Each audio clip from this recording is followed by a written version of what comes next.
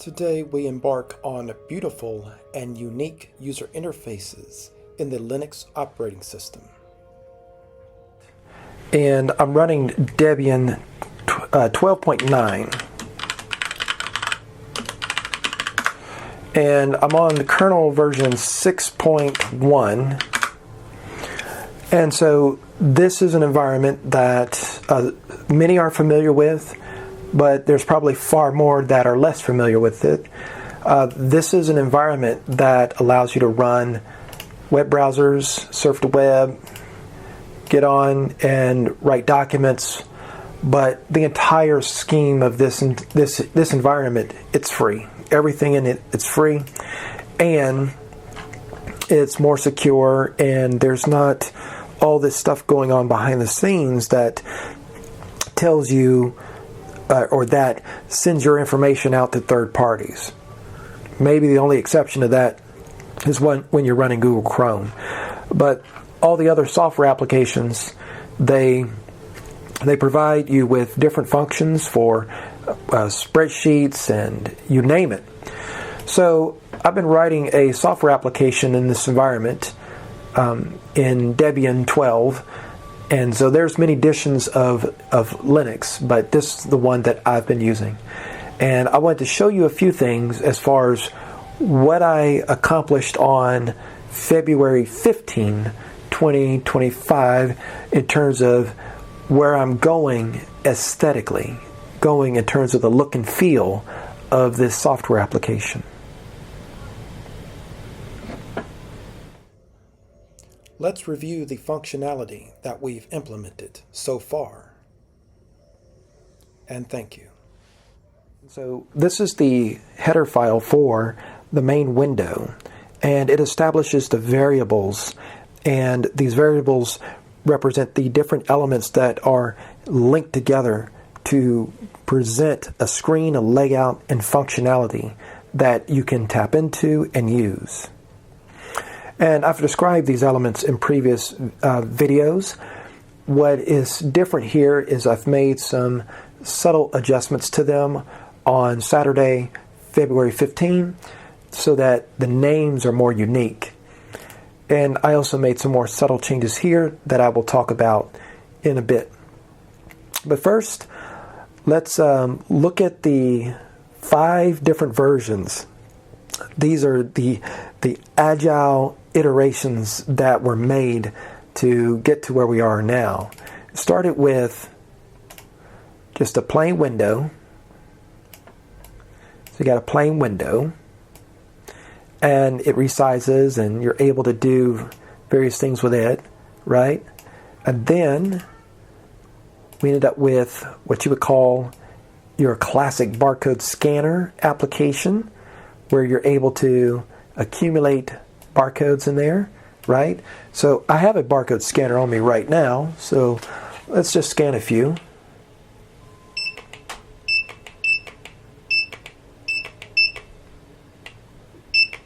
And so it accumulates barcodes. And then we ended up with this one, which the program is now more known for, which, it doesn't resize over to the left, but it does resize over to the right. And what's notable about it is that it accumulates barcodes into containers. So let's build a single container.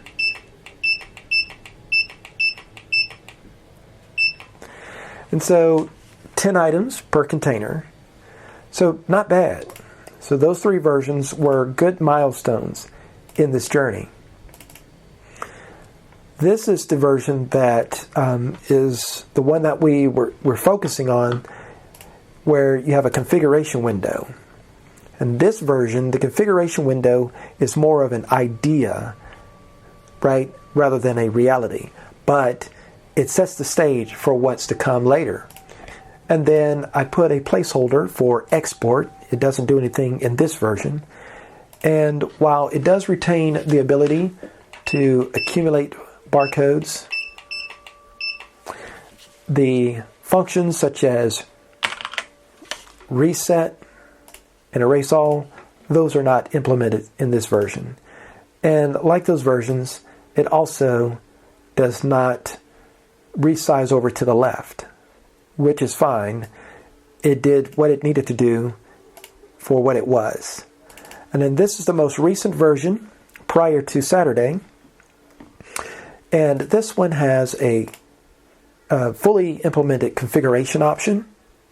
And so we can change the items per container. Let's say we want to set it to 4.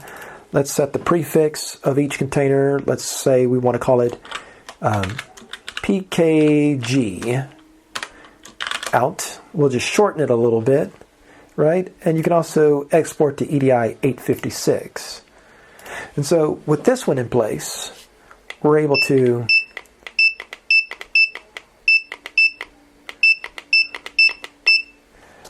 reset works, erase all works, right? So then we're able to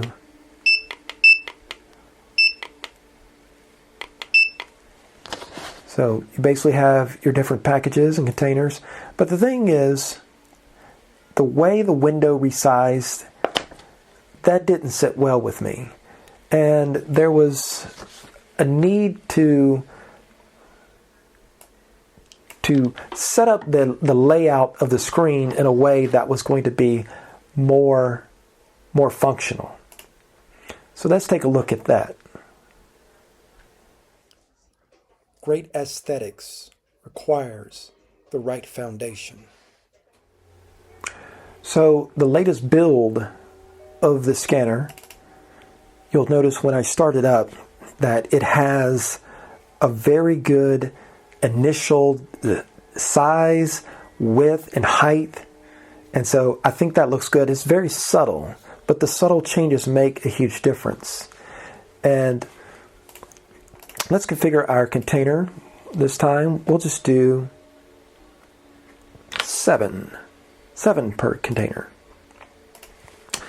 And there's going to be an important reason why we are focusing on containers in this way.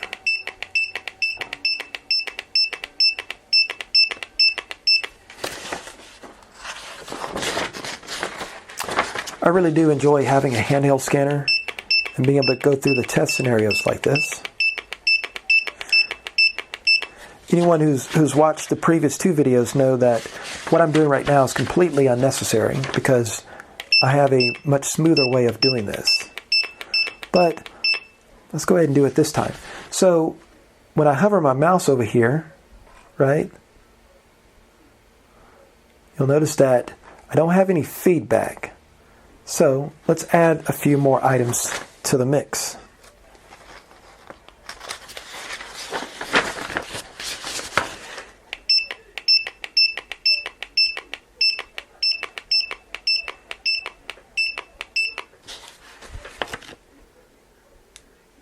So you'll notice I now have a tooltip.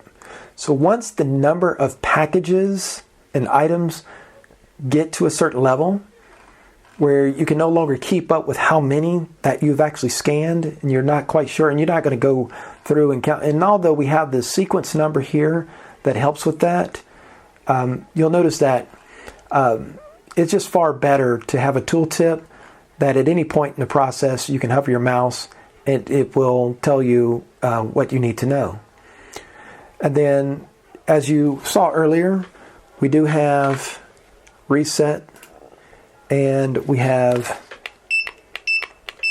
our erase all, so that if you're in the process of scanning and you find that, okay, you don't want to commit this batch over to containers yet, you can go ahead and erase that, and that will help you in that process, right?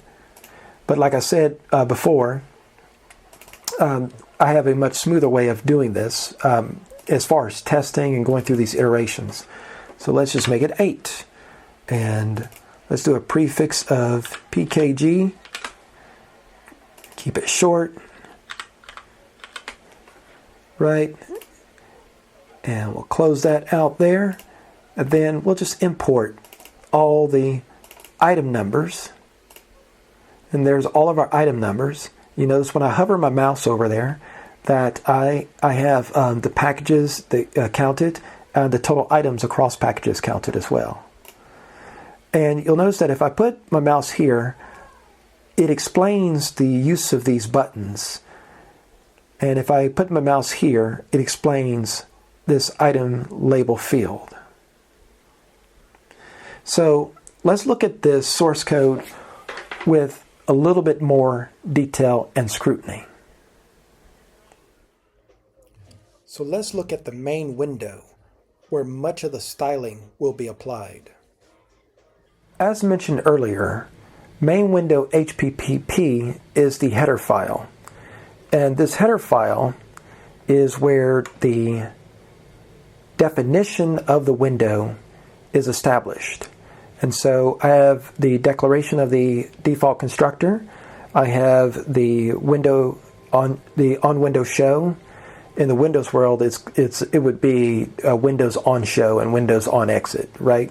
But that's just a small quibble for those that keep up with that sort of thing. But you have your header bar, which is this strip across the top.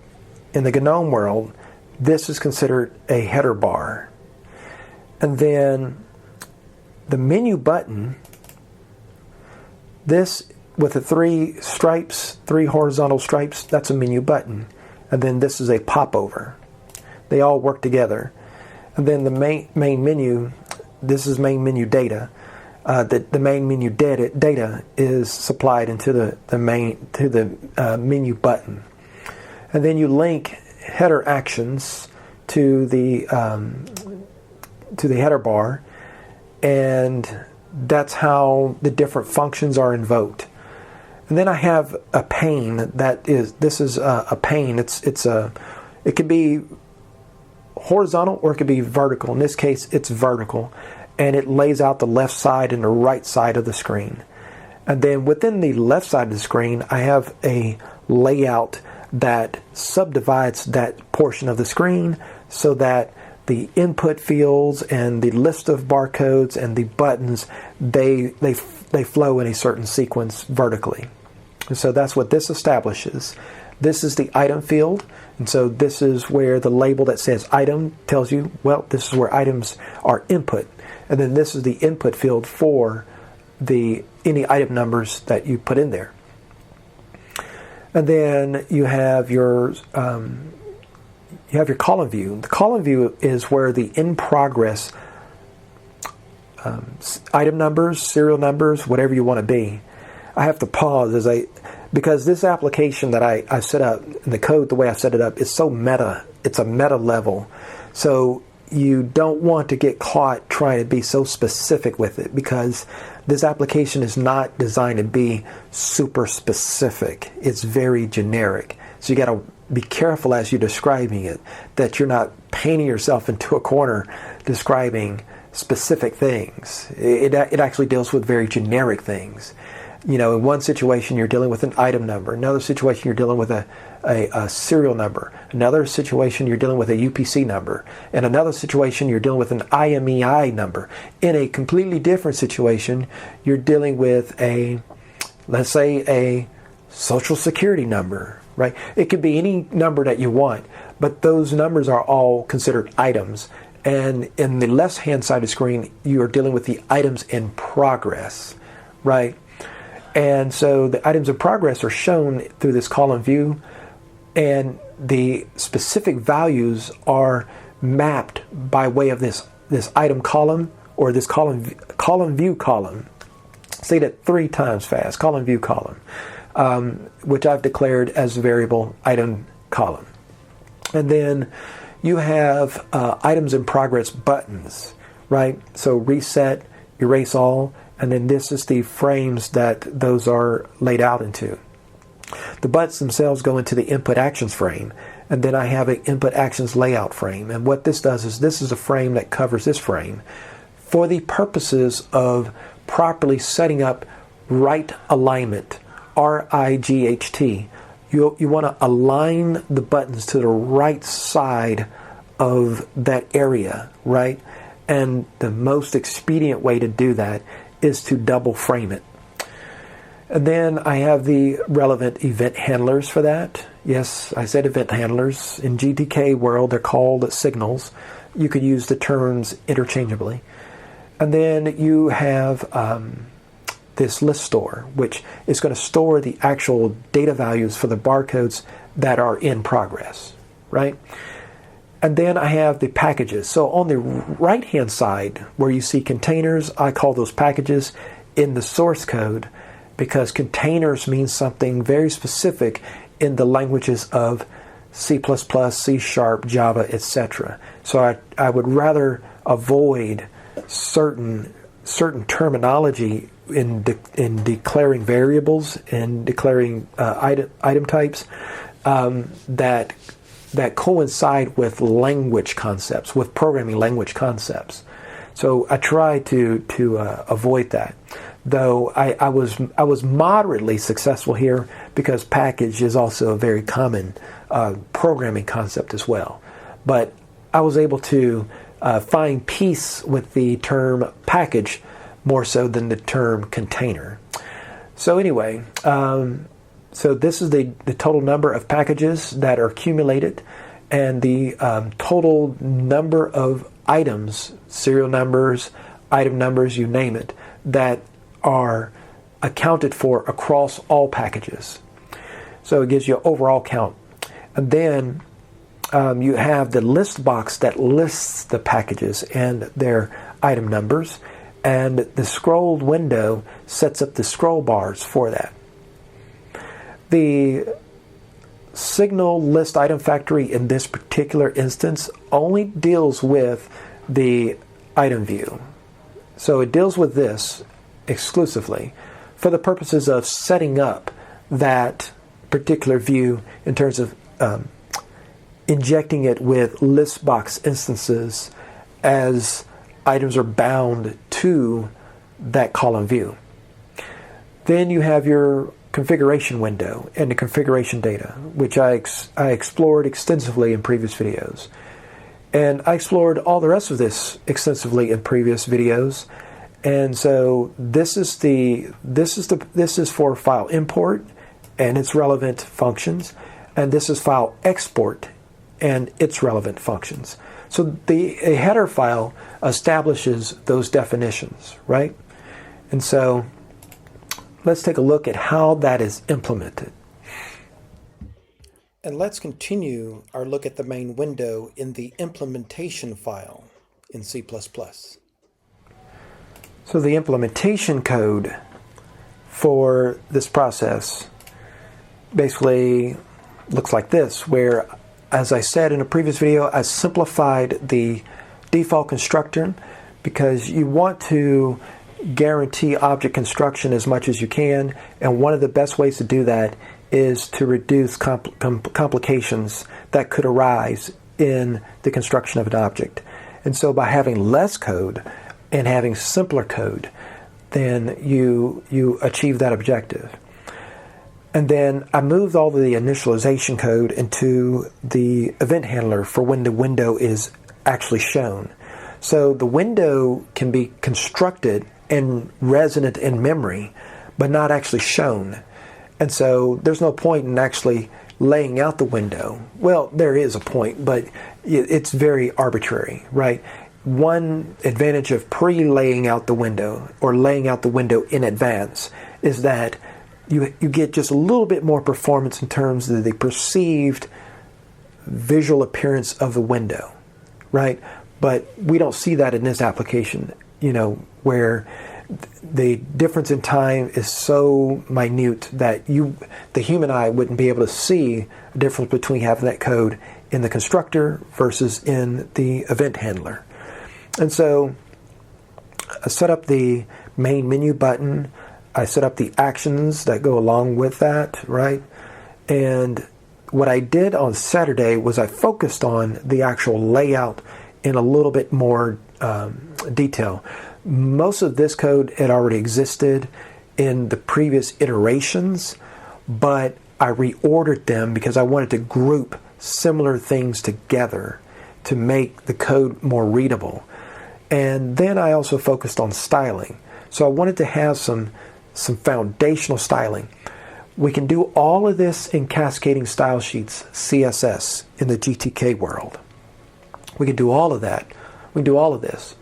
But you always have to prepare yourself for, okay, what happens if a certain CSS directive is either overridden or for some reason you cannot load the CSS information. You want to have a visual fallback that is acceptable. And so what I showed you earlier in the 6th iteration is the acceptable look and feel of the application, right? And so that's what this did here in terms of setting up the margins. And I was reading the documentation. I said, I wonder if I could do this little trick here. And it worked right the first time. You know, I didn't know if this would work. So I basically set all sides to 8 as far as the margin. So 8 at the top, left, right, and bottom. And then I overrode the bottom, and it worked perfectly. And then the next thing that I did was I also added a few little calculations here just to help things out as far as a dynamic layout. And then I set some static tooltips, but I also have a dynamic tooltip. Now, the dynamic tooltip happens when we're processing the scanned barcode. When the value from the barcode is being processed into the software, then I have a area here where I'm going to apply a tooltip dynamically based on the number of items that exist in the scrollable area. And so that's what this sets up here, right? And I also went ahead with the file export, and I did some modifications for the EDI process where I keep track of the line counts and the item counts, right? And I do that in a couple of places. So when I'm writing out EDI 856 lines, then I keep up with the number of lines written. And I do that by first tracking that in the function that writes out this particular line, because in certain EDI formats, writing out a line may not be just a single line. In this case, it's 2 lines that are logically grouped together. They're 2 segments, right? And these segments, they have a very tight relationship. And so here I have the opportunity to return the number of lines actually written. So if I ever modify this to output more combined lines, right? More lines that are related together, closely related together, then I can update this accordingly. And then, of course, you can do other dynamic evaluative processes to affect that as well. But I think this is a very good start on that process. And so those are the general themes and overview of what I did in this process to get things to a very firm level, a good level foundationally, so that we can know what's going on. So now that we've done that, let's have a very quick discussion about cascading style sheets as we prepare to style this application. GTK has several options for styling widgets, and let's look at the documentation before we delve further.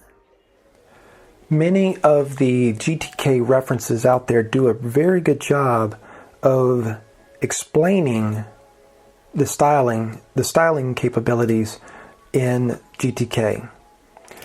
One of the areas that I looked at recently is the widget itself. So the widget class, which all the visual elements, they derive from, or they inherit from widget. And widget has many properties and functions that you can use. And I've used them in this process, such as set the margins, setting margins, and other visual treatments, setting tooltips. But one thing that I wanted to zero in on was the CSS classes. I've used them in GTK, but this will be the first time that I use them in GTKMM. And one thing that really stuck out to me was set CSS classes versus add CSS class. And I'm going to prefer to use add CSS class because as set CSS class indicates, clear all style classes applied to the widget and replace them with the CSS classes. And I would rather avoid that, at least at the outset. And the reason is that GTK itself would have its own styling information.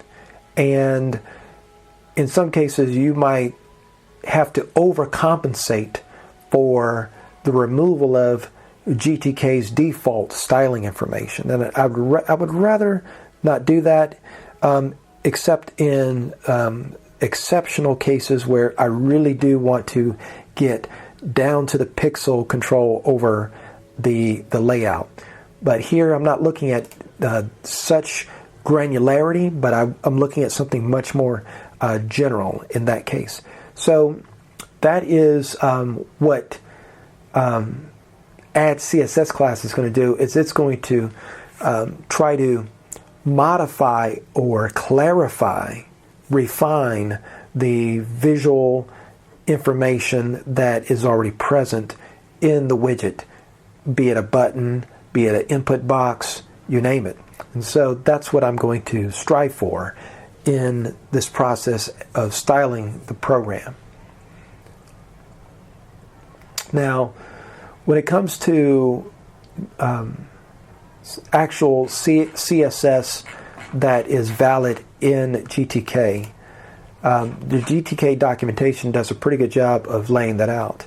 And so it has a good set of documentation on the relevant CSS selectors that you can use and the types and how colors work and images. And I've used these before in the actual regular GTK. And so this is not a new process to me, but what I am contemplating is where I'm going to go in terms of using an actual style sheet versus programmatically injecting style information into the layout. So let's see how that process turns in this next iteration. The sixth iteration is our baseline from which we're going to encode the aesthetics. Let's take a look at the sixth iteration as it makes everything that comes after more understandable. So what I think is appropriate at this point is to signify the turning of our process into for a huge focus on functionality to one that is focusing on aesthetics.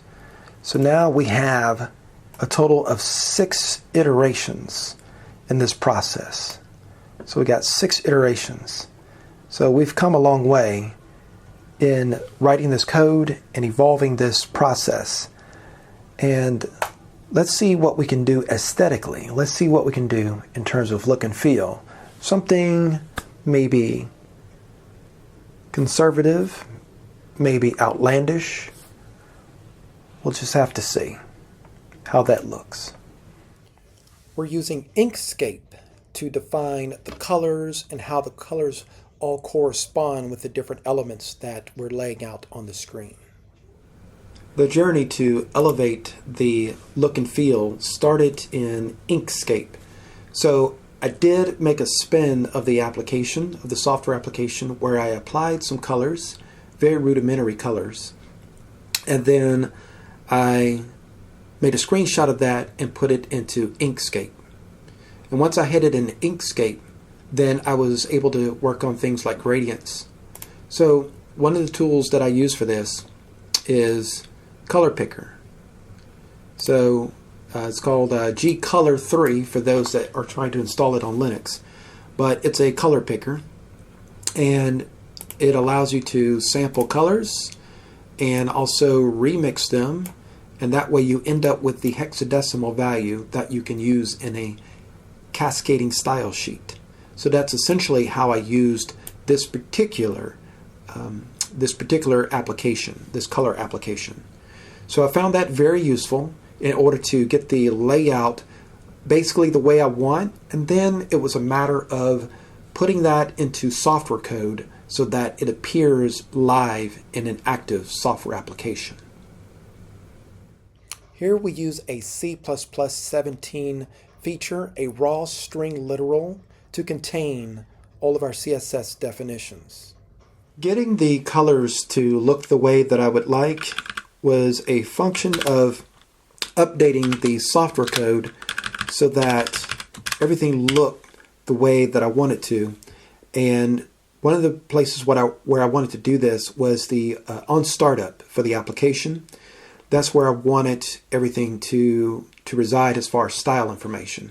That way it was available to all, not just the main window, but all derived windows from that point forward. And so I set up a style sheet in the startup to the application. So I had to do a little bit of study of how CSS works in GTK. And the GTKMM documentation isn't as thorough on this particular front, but given that GTKMM is a wrapper around GTK, all the knowledge that you gain from GTK is carried forward to GTKMM. So I went through and I looked at the way selectors are done, and as well as some specified selectors, right, where you're looking at disabled and you're looking at visited as well as selected, because I wanted to use those. And I also looked at how colors were applied and also which properties were recognized, because CSS itself has far more properties than these, but these are all the core properties that you would want to work with.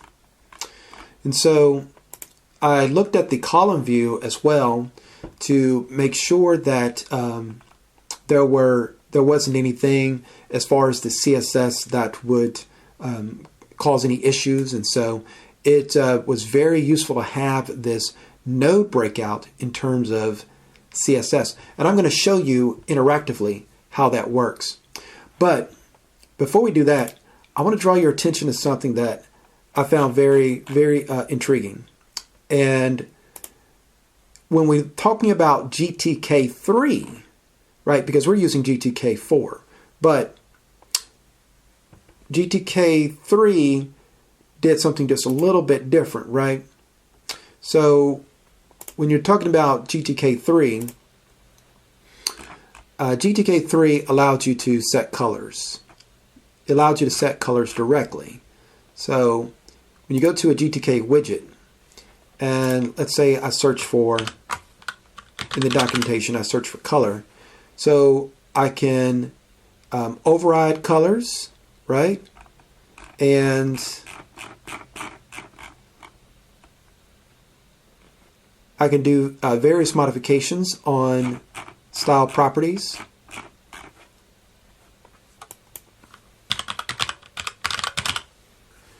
And you can override the background color. So I did things like this in my other C++ application where I used GTK. I was using GTK3. And as a quick way to style the application, I thought I would do something similar. But what I found in GTK4 is that these functions were removed. So these functions no longer exist in GTK4. So the only way that you can apply colors in GTK4 is to use CSS, or cascading style sheets, which I also used in GTK3, but I used a mix of direct code in the software application as well as cascading style sheets, because that was the way I wanted to do that. But seeing that there was only this way to do this in GTK-4, I said, okay, well, we'll just go all extensive with that. But earlier I said, I was thinking about whether I would have an external style sheet or whether I would find a way to programmatically do it. And I didn't do either one of those options. I went with a third option. And the third option that I went with is I decided that I was going to just simply have the style sheet right there in C++. And I'm using a new feature of C++, new from the standpoint if you're using C++ 98, right? In the C++ 17 world, right, we have what's called a raw string, R-A-W, a raw string literal. So instead of concatenating a string, I can just have one string block. And this is the same as if you had an external file that had everything laid out. But the thing is you don't have to do extra work to compile this into the application or to ensure that the style information isn't unduly tampered with. And so that's a huge benefit here. A huge benefit of this approach is that I can set up style, and these are my class selectors that I set up. So I set up class selectors, and notice I used a barcode font. And if that barcode font is not available on a given computer system, then it will fall back to monospace font, right, for this particular class selector. And then I have a number of class selectors to do a variety of things in terms of layout. And then I have what I call my GTK overrides. GTK overrides, what I call GTK overrides, is where we're using the actual names, CSS names, right? So GTK has what is called CSS names, and these CSS names, they work very similar to element names in HTML. And so you can so in GTKMM and GTK, you can use a function called set name. And when you set the name, that gives the element an identity when you're in the context of, let's say, CSS. So my column views, and I actually spent 7 hours on this part. All of this I was able to do in, let's say, 30 minutes. But I spent about 7 hours on just this section alone because it was not obvious. I had to do an immense amount of research, and I wrapped it up around 3 a.m. Today. I wrapped it up around 3 a.m. today, then got some sleep and decided to discuss this whole process. So, it took me 7 hours to work out all of this because it just was not intuitive, and it's going to be very clear why that is if you look at the actual software application that I put together. So let's take a look at that. We're going to enhance the entire UI visually and in terms of color with CSS. So you saw this application run and have this appearance and this overall look and feel to it. And as I said previously, I wanted a baseline layout and a space and all that good stuff, right? All right, so I have my build directory, which I just cleared out, and this is the source code. So we're going to pull from here, right? So let's open up a terminal, and we're going to build. Let's see.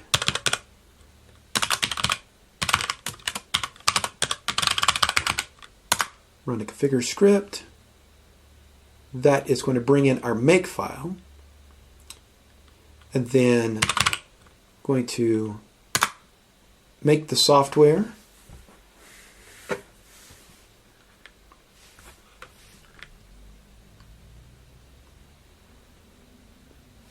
So Windows and then application is being built. Okay, so there it is. And there we are. Exact same software application, but with some differences.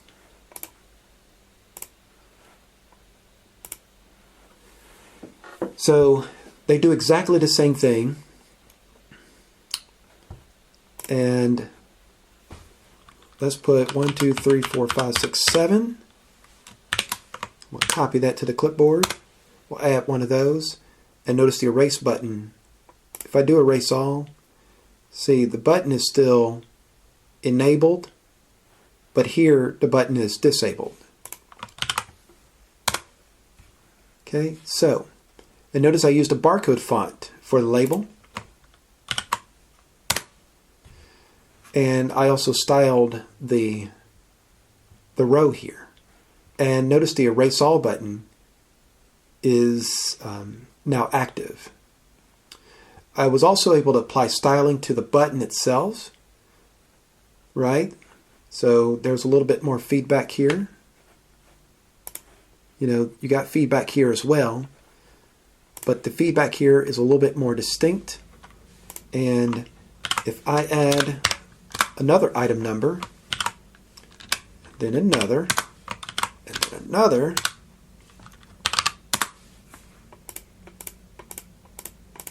right? So that's how that looks. And then let's go ahead and import several item numbers.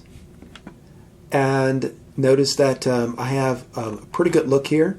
And as I scroll, the background, it shifts a little bit just to have some variation. That helps with maintaining the ocular focus on the lines as you scroll through them.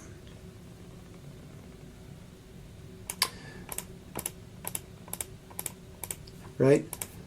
And selection actually doesn't do anything functional in this application other than if you're working in a logistics process or a retail process or whatever it is, and you're trying to do a screenshot and you want to bring specific attention to an element, having the selection like this accomplishes that. So just you would call a makeover in terms of the visual appearance, and you know that is what we were able to accomplish with this. So I'm quite pleased with all of that.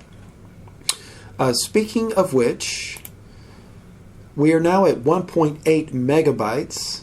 So we didn't actually incur any significant code increase by putting in the style information.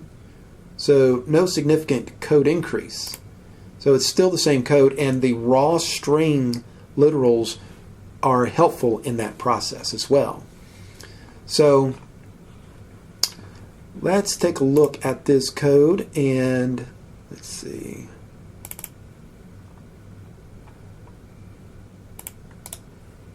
And one of the things I'm going to do is I'm going to open this with text editor, because text editor allows you to zoom in.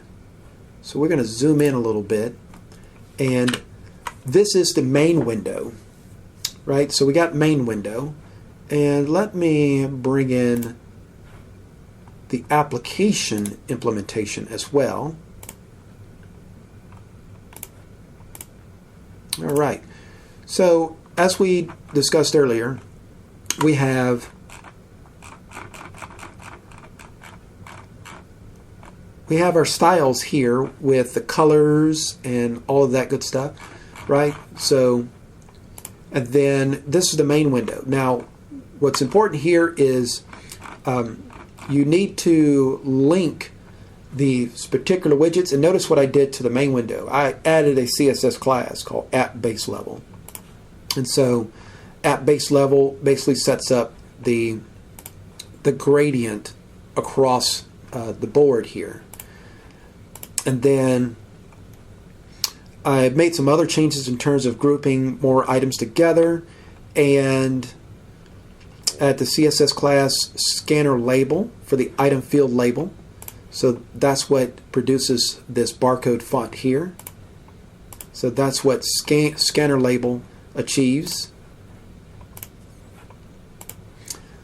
And I also did some work with showing row separators just to make things more distinct. And I also wanted to modify the scroller. That's the scroll bar setup, because the scroll bar setup, it can interfere with what you're trying to do. So I use background none to take away any default background that the scroll bar container would try to impose on the items that it contains. And then list view. I thought list view would be more universal than it turned out to be. List view basically deals with these items here and these items here, right? But the thing is that the way that GTK does the layout, some styles can only penetrate so far in terms of the modifications, and then this is the buttons, right? So we got the styles established in the user interface, in the user interface implementation code, right? So we're good there.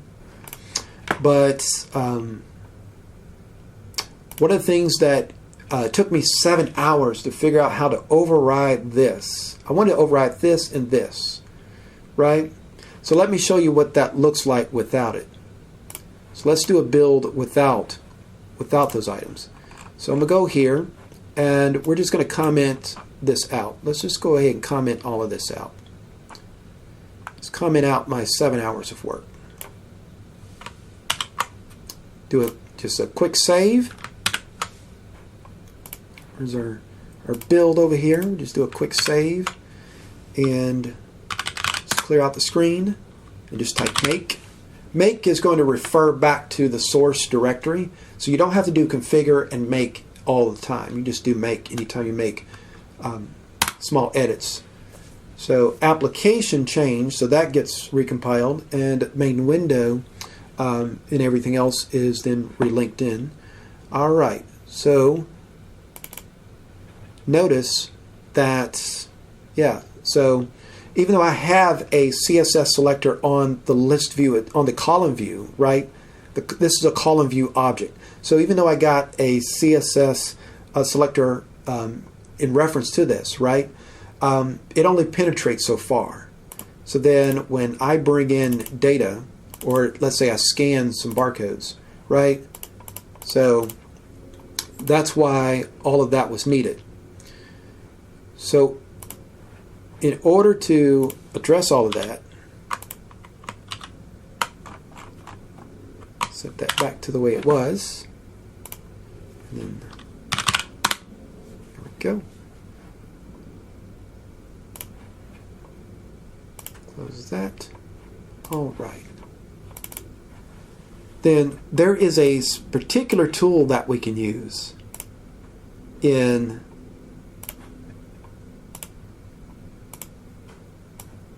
GTKMM or GNOME. It's Control Shift and D. Control Shift D. I can do like we do in Microsoft WPF, and we can inspect any object, just like you do in Firefox developer tools or Chrome developer tools, right? It's the same concept all across the board. You can inspect the different objects, and you can navigate up and down the hierarchy. So here I can go into column view, and I can descend into its descendant objects as well as sibling objects at a given level. And here I was able to see what the CSS name was, right? And just work that out. But it took me a while to get there because I was not aware that GTK had that type of restriction on it. And it wasn't until I went into the documentation, dev help, and I was in GTK documentation, and I was looking at the list widget.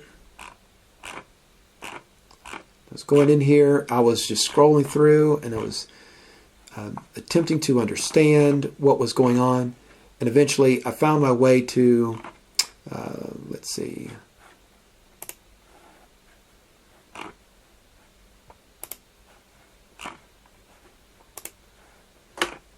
to the column view.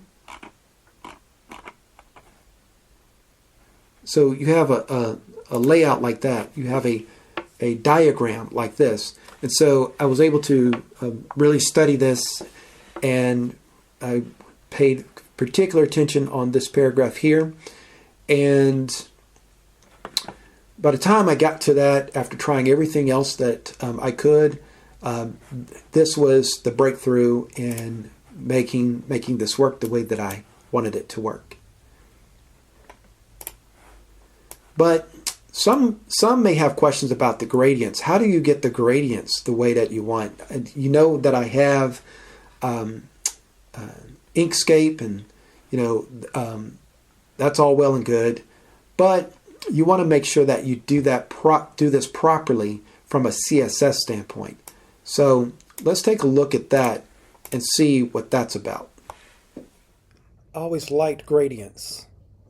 They're one of my favorite things to apply to a user interface. I use this tool called CSS Gradient, and it's available at cssgradient.io. I'm not affiliated with them. It's a tool I found in a pinch, and allows you to make adjustments to a gradient, set up gradients, and change the colors to the way that you want. And it's a wonderful tool.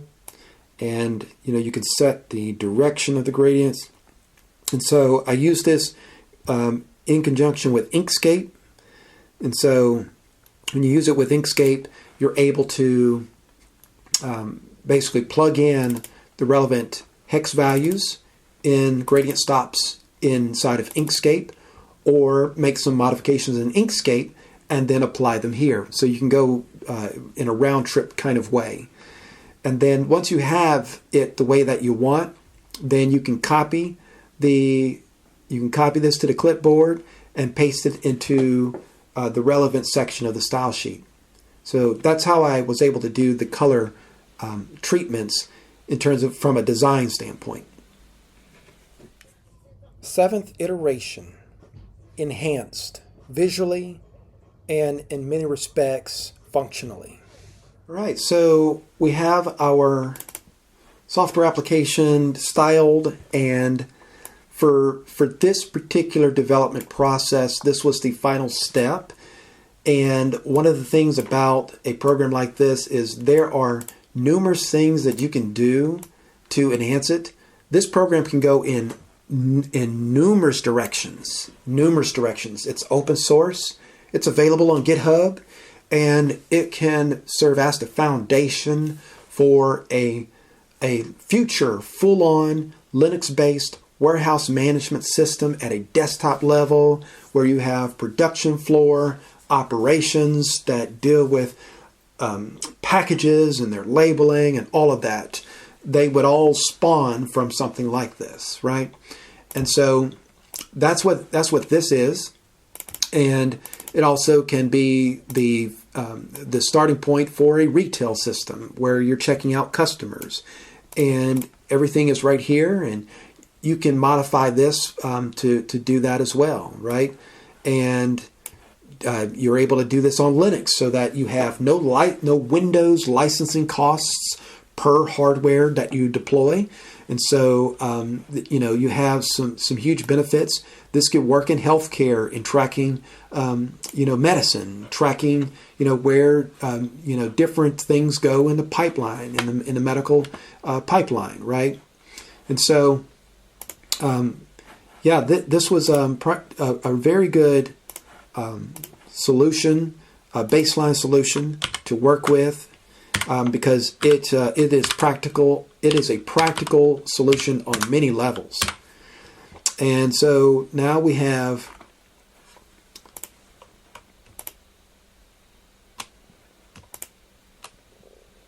one, two, let's see, we are at 1, 2, 3, 4, 5, 6, our 7th iteration, because you got to count zeros. So 1, 2, 3, 4, 5, 6, 7. So we got our 7th iteration. So 7 iterations. And that's been quite a journey. And as we went from our basic plain window, so we got our basic plain window, we have our basic barcode item listing, we have containers, and then we have containers with options, with different functional options.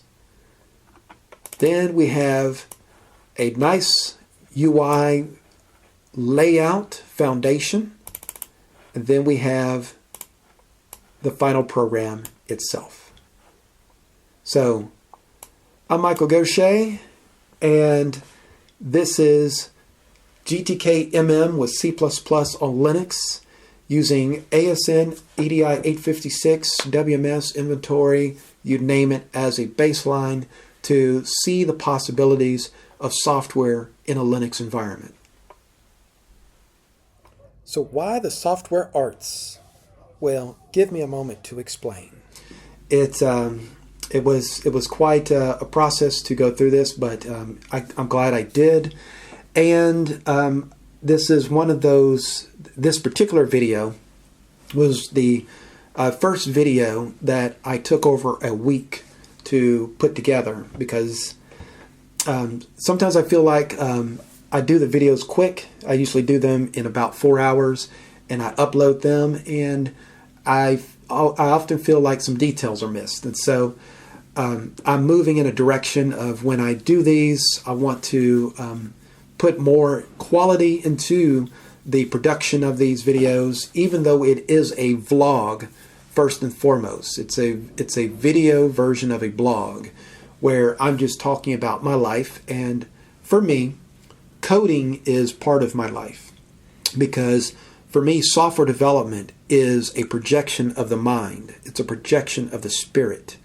And I take it very seriously on that basis, that it's not just some thing you do for income or for a career or anything like that, but it is a way to take the quality that is innate to you as a being and to manifest that through electricity, through these forces, because that's what a computer is. A computer harnesses the raw power of electricity and organizes it. And when you look at a computer circuit board, it looks like streets, it looks like hallways, it looks like, different roads, and it's all straight lines, many straight lines. And so electricity is coursing through that, but it's coursing through it in an ordered, structured way. And so then software is a way to use that ordering of the electricity, and convert it into something at an even higher level, right? And so now that you're at that higher level of presenting things visually, to be able to take information from another person's mind or from your own mind and type it in and have that transformed through artificial intelligence. Though I did not use artificial intelligence in this process to make this process, I would not be opposed to creating artificial intelligence myself. That may be something I do in the future with the availability of open source AI models. But I haven't decided that yet. But for me, yes, this is a process of creation, a process that's not just the computer science, data structures, algorithms, and that sort of thing, but it's also the art of software, the art of software development, where not everything is clear cut. Let's look at the real software craft for a moment. This is just my unfiltered expression about all of this for those that are curious. So, I first started writing software in like 1989, 1990. And so by the time I became a professional technologist, someone that works in an IT department, somewhere in 1999, year 2000, I was I was someone that was already plugged into the way technology operated. So now professionally, I am 25 years into this professionally. So 25 years of writing software code, most of it C Sharp, Microsoft.NET, but then a 10-year track privately doing C++, C, Linux, all that kind of stuff. So I saw that Linux, at least to me, is a more reliable, more straightforward, and more sustainable operating environment in which to do things with a computer. That's where it started with me. I appreciate things that hold up very well. And in my experience, Linux holds up better than the other operating systems on average. There's some debate about that. But in my experience, I have not seen the red screen of death in Linux. I have not seen a full on system crash with the frequency that I would see in the Windows environment. I don't use Macs that often, so I can't really compare my Linux experience to the Apple environment.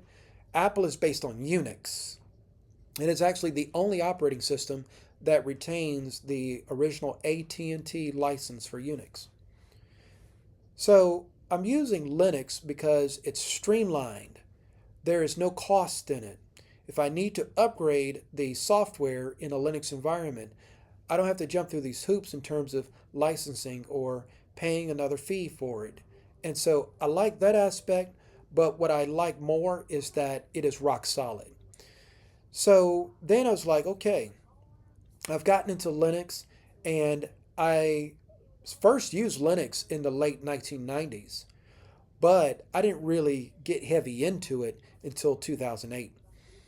So I had started back up with Linux in 2007 privately, and I had also worked at a company that was doing Linux as well for a small period of time. But privately, I was using Linux and I had switched to it. And I saw many opportunities with that environment. Then, the more I learned about it, the more I learned that all of your major tech companies, that's all they use. So I felt like I was in good company. But I like to use the desktop, just like anybody. I like to write documents. I like to browse the web. I like to mess around with photos and video editing and that sort of thing. And so I saw those applications on Linux, but there were other applications, other softwares that I did not see. So I was much more encouraged to write software in the Linux environment. And I was looking at the different languages, and I settled on C and C++ because those were prominent. Those were the most widespread in terms of the core software. There is a lot of Python in the Linux world, right? But I find Python to be more transient as a programming language and more transient as a long term sustainable foundation for a system. And I've seen on average the programs based in C and based in C++ to be less volatile and to have more longevity. So I appreciated that. So that's why I embrace those. But I also embrace them because they are very well aligned with open source and free software. I am a big proponent of that for a couple of reasons. Open source and free software is the way that people that are smart, intelligent, that study, that really research things and develop their experience, that's how they grow. They share those experiences with others. And that's how innovation happens. That's how growth happens. And so I like that because I see technology as evolving faster, not fast as in terms of uh, run fast and break things, not that type of fast, but fast in terms of instead of taking decades to see new possibilities, you now have um, these possibilities take place in a much shorter time cycle. It may still be 5 years, it may still be 10 years, but it wouldn't be like 20 or 100 years out. And we're seeing that today with large language models and LLMs, with NVIDIA, with all of the cloud computing. All of that happens with Linux. All of that happens with Linux. So, thing is that when it comes to building software, we have so much infrastructure now to put programs together. In fact, if you watch my older videos from 2019, I'm still using the same tools in 2025, but those tools are markedly better. It looks the same on the surface, but it's the little refinements that add up over the years. Auto Tools is better. Even Make is better. And C++ as a language is much better. GTKMM, back in the past, I saw some issues with it. Maybe it was a transitional time for them. Who knows? GTKMM-3, I believe, was coming of age at the same time that C++11 was coming onto the scene. C++11 was the first major modernization of C++. So, with all of that said, here's the thing. We're still in a time where not everything is documented. Not everything is written in a book.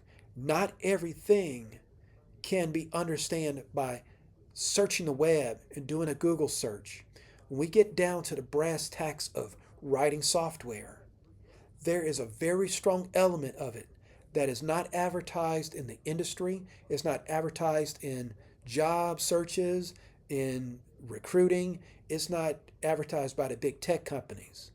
And that is, there is still an element of talent and intuition that's needed to actually build great software. You got to be able to go in there and know what you're doing. You got to have experience. So that experience allows you to navigate the things that are unclear, the things that it's not written down yet. It can be written down once you figure it out.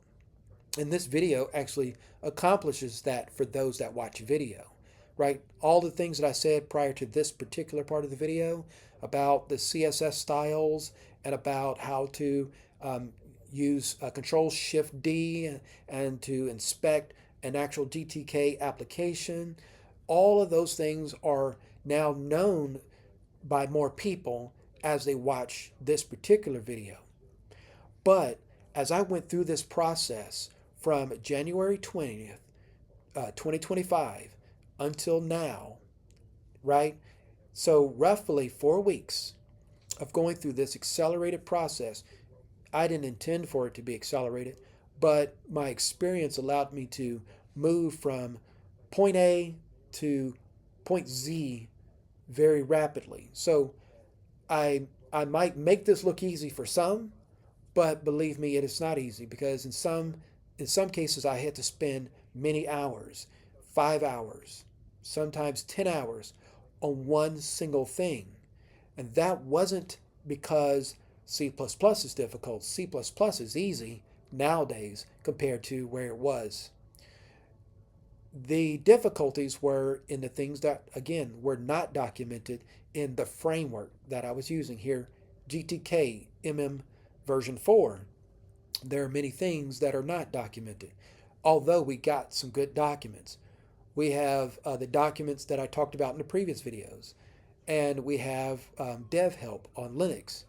But even with all of that and the online searching that you can do, through Stack Overflow or what have you.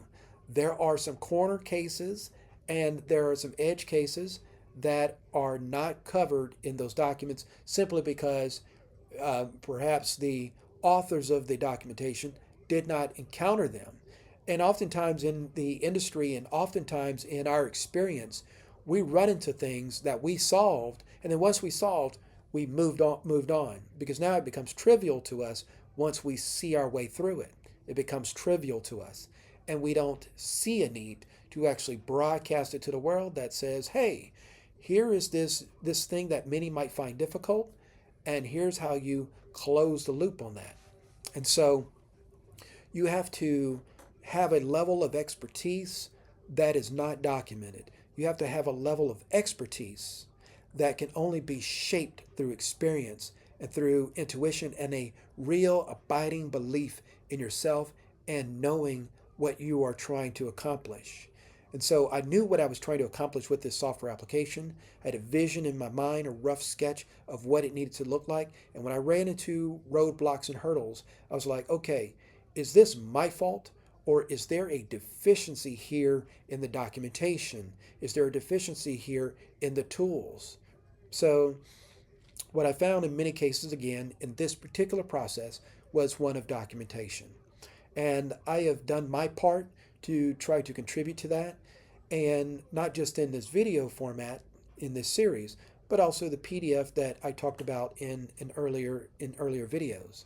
So that's my viewpoint on the craft of software development, and I hope that you found this to be insightful, and I have more to say at the conclusion of this video. It's time for the conclusion of a process. So I never intended to make a hour-long video in any of these videos. So I do apologize to many of those that see the length of these videos. If they're watching on YouTube, they see the length of these videos. But if you happen to click into this part of the video just to see what is at the end, I want to let you know that that's the reason I have chapters, because not every part of the video will be relevant to everyone, right? And that's on all of these videos that have chapters. It allows you to skip around, jump around as appropriate, because some people need to know about, in this particular case, the CSS options in GTK. Others need to know simply what's possible in GTKMM, right? Others might want to say, hey, I didn't know that I could do raw string literals in C++ and save space and time with things like XML, or in this case CSS, or it might be JSON, right? So the applications of raw string literals is pretty immense when we talk about time saving and that earlier concept of what you call file resources that you then embed in the software application by way of a post compilation step to get that encoded into the executable. And so raw string literals offer some opportunities there when dealing with string data, and maybe other types. You have binary literals that you could use as well for other types of data, but that could get a little dicey in some cases. But the thing is that like I said at an earlier part of this video, this is the very first video that I literally took an entire week to produce. So this entire process started pretty much on February 14th in terms of the video production. We may have kicked it off on February 15th. And then so from February 15th, which is a Saturday, until today, February 20th, which is a Thursday, this is the video production, right, that I'm doing. And then I composite everything, and then you end up with a pretty large file as a result. And so I've given myself some time to upload this so that it arrives hopefully on Friday at the latest, right? and I will have elements in the description of the video. I will have elements in the comment section of the video. These are all things that allow you to plug into the information that is described here, because some people need something to read, right? I'm one of those individuals. I actually work more on what is read, what I can read, versus what I can watch in video. But I do the video form as a means to capture that moment in time so that you can see what something looked like interactively. And, nothing captures an actual live representation of what something was and what was going on than, say, a actual video does, right? But having written documentation to accompany that is going to fill in some details that might have been missed in the verbal presentation. And also, there will be links to some of the things that I was talking about, such as the CSS Gradient website.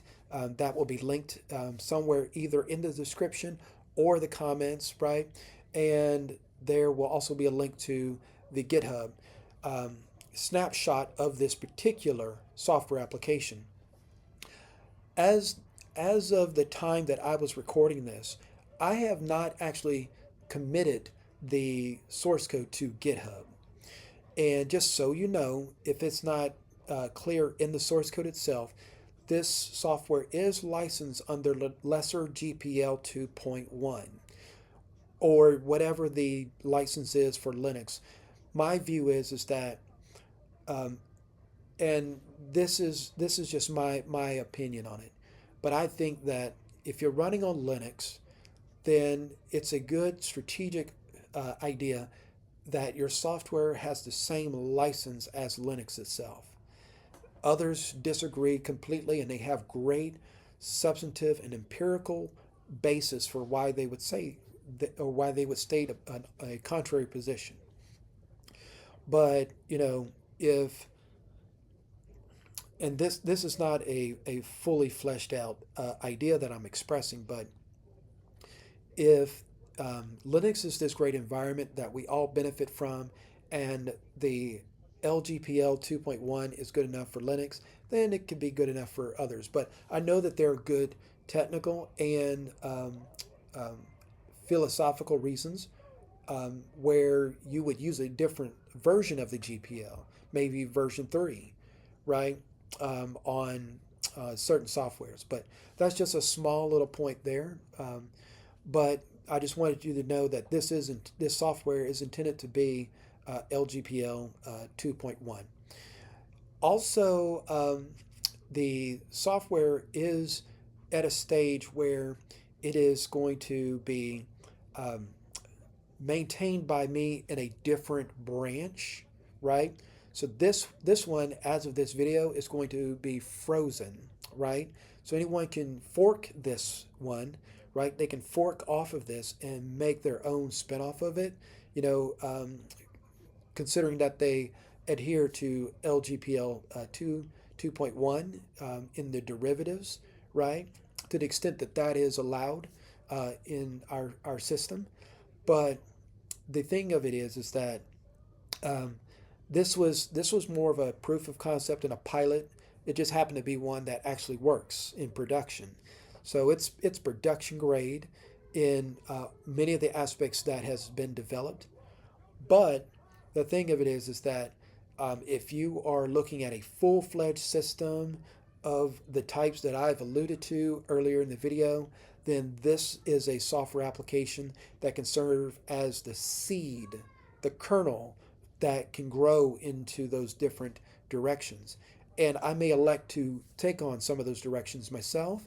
I haven't decided on that, but I just wanted to establish a core out there to the extent that any exists. I wanted to put one out there that had my flavor on it, and also to explore GTKMM. I spent 10 years writing GTK, and so it's like, okay, let's use GTKMM to get better abstractions, a more streamlined software development process one that can iterate a little faster and get us to the end goal sooner rather than later. And I am beyond pleased. I did have some doubts in the beginning of this process because my first foray with GTKMM version 3 um, wasn't wasn't that great. And one of the things that was a limitation for me in that was not knowing the underlying GTK API, right? And so not knowing the underlying GTK API was a limitation in that instance. That's not a limitation for me in this instance. But I don't think that you have to necessarily know GTK, the regular GTK API, in order to benefit from GTKMM, but I do think that it helps. So that's my take on this whole process, and that this is the conclusion of this particular series, building C++ application the basic way on Linux using GTKMM to build graphical user interfaces that now you see can be beautiful, that can be styled, and that can be feature rich in terms of what they're capable of doing. I'm Michael Gaucher. If you have any questions about any of this, feel free to add them in the comments. Liking the video helps expose it to more people. I am not monetized and I'm not pursuing monetization. If one day I do become monetized, that will be a nice icing on the cake, as it were. But I want to keep my content that I put out. It is content for my life's journey, and so it is not to be corrupted by commercial pursuit. And there's nothing wrong with commercial pursuits, but for this particular thing that I do on this channel, this is just me expressing my viewpoints as unfiltered as I can, to the extent that's allowed by the platforms and allowed by society in general, right? And so that is really what this is like, this is where Michael was at this point in time. And at this point in time, on February 2025, I was writing a C++ application. I used the GTKMM-4 on Linux, and this is what that looked like. And I could have wrote a blog post about it, but I thought a video would just make it much more real. And so if I look back on this 10 years from now, I can look back and say, oh, okay, yeah, that's what I was. Because sometimes you evolve in a certain direction and you're like, you know what? I don't like where I ended up and I need to trace my step back. And videos like this are like bookmarks where you can, like, oh, okay, maybe I need to go back to what I was doing there, and that would be a better step forward. Or even if I don't do that and I'm just looking at this thing philosophically 20 years from now, then I could just say, okay, at that point in time, that was a great idea, and this is why, and here are all the factors that were going into that. And it's different when you can see a video because it kicks in memories and thoughts that could be lost even in a blog post, for example, right? So thank you all for tuning into this. And again, I would definitely encourage you to like this, subscribe, and share this to others that are interested in technology. They may want to start with the earlier video. I set up a playlist for this so that you're able to look through this. And so once I finish talking here, there's going to be just some blank space here to allow the end credits and the video elements that pop up on the screen to have some space to do that without interfering with any content that is being expressed. So until then, until the next video that I put out, I will see you later. Bye-bye.